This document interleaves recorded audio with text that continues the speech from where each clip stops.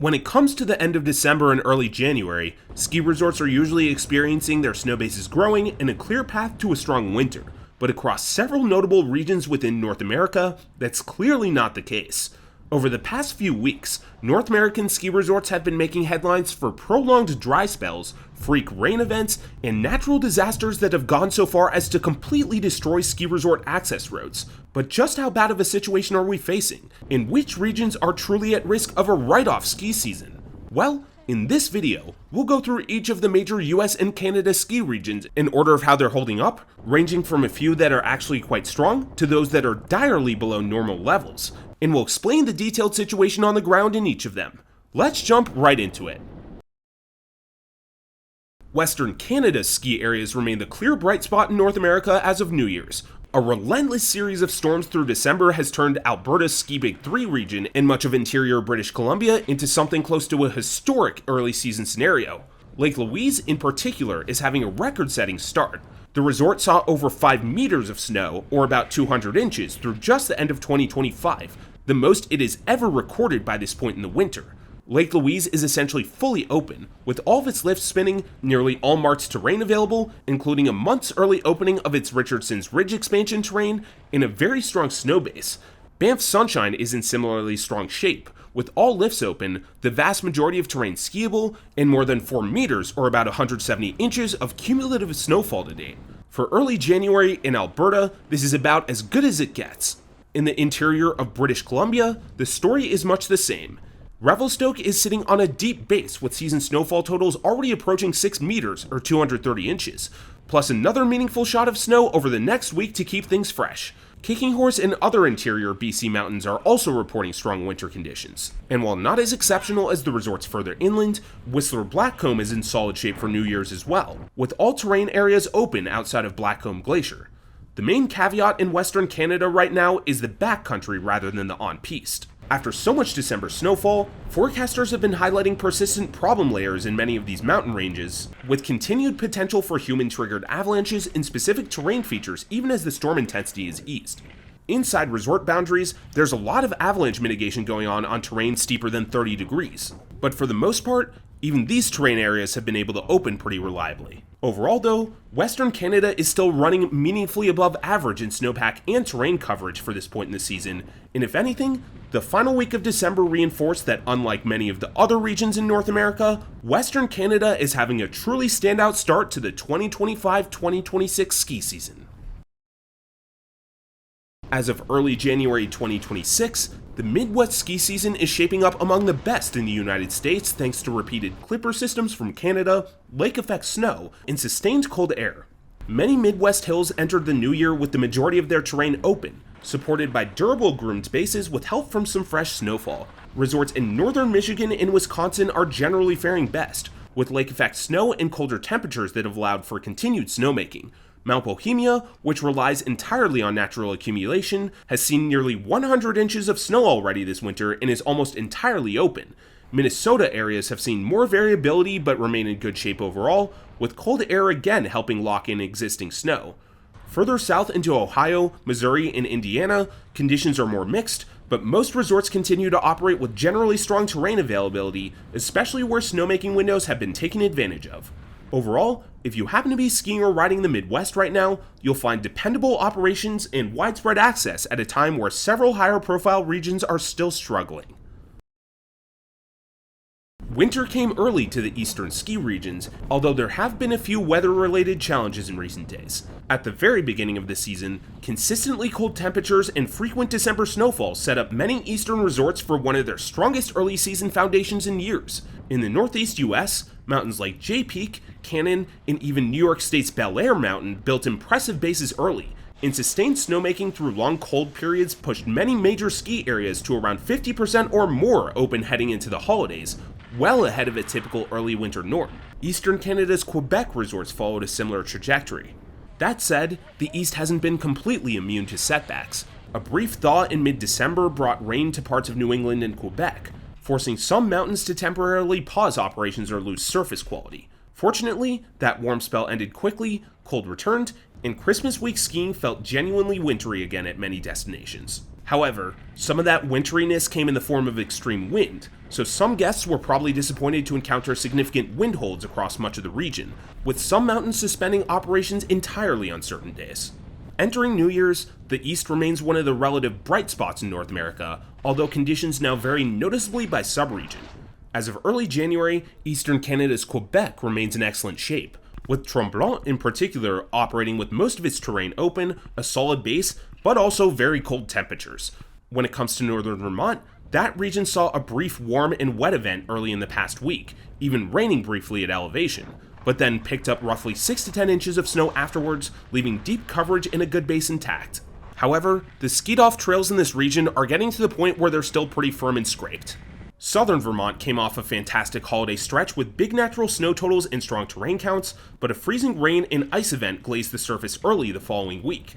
This was immediately followed by freezing cold temperatures, producing the kind of hard, fast boilerplate conditions many locals are familiar with, but also offering conditions cold enough to continue strong snowmaking. In the Catskills in Massachusetts, coverage is very respectable for early January, with Hunter and other major hills largely open, supported by ongoing snowmaking and occasional light natural snow. Though as with southern Vermont, mixed precipitation has created variable hardpack conditions over the past few days, with the small layer of new snow that arrived covering what was essentially an ice rink in many places. Further south into Pennsylvania in the mid-Atlantic, the same story is generally true there as well. The early season cold allowed resorts to build durable man-made bases heading into the holidays, and bases remained strong at least on primary ski runs where snowmaking was done. On the whole, the East remains well ahead of average on coverage and operations for early January, but after a week of rain and refreeze events in many places, surface quality now ranges from soft pack powder in colder northern pockets to firm and icy hardpack further south. Going forward, conditions will hinge heavily on where each upcoming storm tracks relative to the snow-rain line, but compared to most of North America, the East remains one of the most stable and well-positioned ski regions heading into the heart of winter. So far this year, the ski season in California and the broader Tahoe region has been a tale of extremes. Interestingly, things looked pretty promising in early November, when one or two storms brought meaningful snow to the higher elevations of the Sierras. This created a brief sense of optimism, especially with Mammoth able to open top to bottom fairly early, but then the pattern flipped. For most of November and December, the Sierra Nevada then endured an extraordinarily dry and mild stretch that many described as one of the worst season starts in recent memory. Going into mid-December, some Tahoe resorts had virtually no natural snow. A few managed limited openings on man-made snow, but terrain was extremely scant, and lower mountains were bare dirt. For example, Palisades Tahoe, which is one of the biggest ski resorts in the country, had only 3 runs open out of nearly 300 before the Christmas period. But then, as often happens in Tahoe, everything changed. During the week of Christmas, the Sierra finally saw winter return in the form of back-to-back storm systems over roughly a 10-day stretch that effectively blended into one prolonged winter onslaught. The first storm was on the warmer side but still delivered significant snow at upper elevations. The second was colder and more widespread, piling even more snow on top and finally creating a base for lower mountain elevations. Collectively, this cycle produced enormous totals. Palisades Tahoe, for example, reported roughly 79 inches in just a 10-day period, a staggering turnaround from where things stood before the holidays. Across the region, many Tahoe ski areas received 4 to 6 feet or more in roughly a week. And even more snow arrived in these past few days, with another several feet in upper elevations, albeit with a rain mix below 7,000 feet. However, these gigantic snow totals came with significant operational challenges. These high-wind, winter storm conditions caused powder outages and widespread road closures throughout the Tahoe area, and many ski areas had to suspend or limit operations during the height of the storms for safety. Avalanche danger spiked to extreme levels, and tragically, at Mammoth Mountain, 2 veteran ski patrollers were seriously injured on December 26th while performing avalanche control work on a closed slope, and one of them later passed away. Mammoth, which prior to the storms actually had the most open terrain in the West, ultimately shut down entirely on December 27th following the incident. By the start of the following week, patrol teams had time to stabilize terrain, but with the new snow over the past few days, extreme caution remains warranted. It's also worth noting that things are quite a bit different south of Mammoth in the China Peak area. This same atmospheric river that eventually delivered snow to Tahoe and the Central Sierras also brought widespread heavy rain, flash flooding, mudslides, and debris flows to Southern California during the Christmas period. This brought devastating effects to the ski resorts of Southern California, with rainfall totals exceeding 4 to 8 inches in some of the foothills. At Snow Valley in particular, resort management says that due to the weather, an opening is now not set until mid-January. Mountain High is also closed with no set reopening. Other areas like Bear Mountain and Snow Summit are open, but with extremely limited terrain. Washington State's ski season has been one of the most chaotic and disruptive in recent memory, defined not just by snow conditions, but by unprecedented infrastructure problems. In early December, a powerful atmospheric river not too dissimilar from the one in Southern California brought extreme flooding and warm rain across the Cascades. The most serious situation came with US Highway 2, where multiple washouts and landslides severed direct access to Stevens Pass from both directions and effectively shut the resort completely down for weeks. Eventually, US Highway 2 was able to partially reopen from the east, but this made the resort practically inaccessible for Seattle area skiers who had to detour east over Snoqualmie Pass, north over Blewett Pass to Leavenworth, then rely on a limited hour pilot car controlled access, essentially turning a simple day trip into a one-way drive taking 4 or more hours with no on-mountain lodging, and leading many pass holders to feel they'd paid for a product they couldn't realistically use. But thankfully, a few weeks later at the very end of December, Highway 2 miraculously reopened between Skykomish and Stevens Pass after nearly 3 weeks, restoring direct west side access, although access from the east does still remain limited. Besides Stevens Pass, much of the rest of Washington ski world has experienced this roller coaster as well. The state's Crystal Mountain was the first major resort in the state to get going this season, but the early December atmospheric river brought flood damage to the access road there as well. Earlier in December, the road's capacity was severely restricted, and extremely limited parking reservations that initially filled up through January created legitimate fear among pass holders that they wouldn't be able to use the mountain even when lifts were spinning. Thankfully, road repairs like with Highway 2 happened at a miraculous pace, and Crystal is now functioning much closer to normal. Moving a bit east, Mission Ridge initially suffered extensive storm impacts and tree damage early in the month as well, with a prolonged week-long period where it suspended operations to rebuild, but it was able to decently rebound by Christmas. Among the Seattle area resorts, Summit at Snoqualmie and Alpental were the main mountains that truly survived the storms with minimal structural damage, but demand was intense as a result, although things have lightened up since Crystal's reopening. As is often the case, Mount Baker has generally fared best in terms of snow coverage in the state. It was probably the first in the state to offer broadly skiable terrain with meaningful base depth. Over the most recent week, many of these resorts have been bolstered by a couple new feet of snow in higher elevations, but others have seen freezing rain that's brought somewhat variable conditions. Right now as a whole, Washington's ski season is finally starting to stabilize, but only after weeks of extreme disruption, inaccessible mountains, and local pass holder frustration. The reopening of the Crystal and Stevens Pass highways are massive and incredibly impressive steps toward a more normal experience. But still, with continuing repairs, is still recovering snowpack in certain places, and lingering operational issues from the storms, it's likely this will go down as one of the most unusual and difficult Washington State ski season starts in decades. Utah's famed Wasatch Mountains have had a shockingly bad start to winter 2025-2026, falling far behind normal snowfall and snowpack by late December. While the fall was warm, what's truly defined this season so far has been just how historically warm and rain-dominated December became. Temperatures ran extraordinarily high, with some locals describing it as something they'd never seen before, with warmth so persistent and extreme it shattered previous records. Instead of gradually building a winter base, Utah spent much of December losing snow. During Christmas week, virtually every snowtail site in the Wasatch below about 7,000 feet, with only a couple exceptions, dropped to completely snow-free conditions, and canyon corridors that are normally buried by late December, like parts of Big and Little Cottonwood Canyon, were bare. That setup translated directly to brutal ski resort operations. Heading into Christmas week, snowpack and terrain openings were far below normal.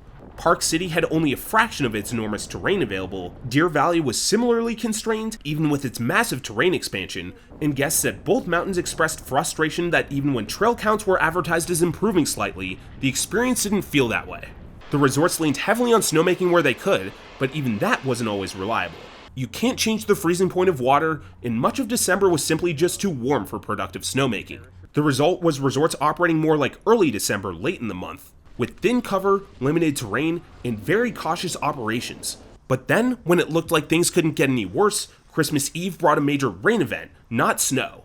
At Alta's Collins Stake near 9,600 feet, Roughly an inch of rain fell that night, followed by only a couple inches of snow, something nearly unheard of that late in December at that elevation. It soaked what little base existed, further damaged surface conditions, and effectively reset things backward just when many hoped winter might finally stabilize. However, the widely hoped for Christmas turnaround did actually materialize shortly after that, with meaningful snow arriving in earnest a few days later, beginning around December 27th. That storm finally improved conditions, especially at higher elevations, and enjoyable powder skiing returned to some upper elevation terrain. At least through the beginning of this week, temperatures have started to fall with more snow in the mix, with the most recent snow being much drier and more typical of what one might expect around this time of year. And finally, the lower elevations of Park City, Deer Valley, and Snow Basin got real snow rather than rain. But still, Utah remains far behind normal for this point in the season. While this past Tuesday was arguably the best day of the season at many resorts, the snowpack is still below average, and terrain openings are far below normal at the lower elevation destinations. The outlook heading into January is now a lot more optimistic at higher elevation resorts in the Cottonwoods, while some notable terrain areas still aren't open for the season, including Snowbird's Mineral Basin Backside, Solitude's Summit and Honeycomb Canyon areas, and Brighton's Millie area. The recent storm should help at least somewhat with that once proper terrain maintenance is done. However, the lower elevation resorts like Snow Basin, Park City, and Deer Valley still need substantially more snow to get to where they need to be, and with not much in the way of accumulation over the next week and a half, no one is pretending the early season hole has been filled yet. Colorado's ski season started on an extraordinarily poor note, though recent storms are providing some relief. As of Christmas, Colorado was enduring one of its weakest snowpacks on record. The statewide snow water equivalent hovered around 54% of median, tying the worst start ever observed for winter.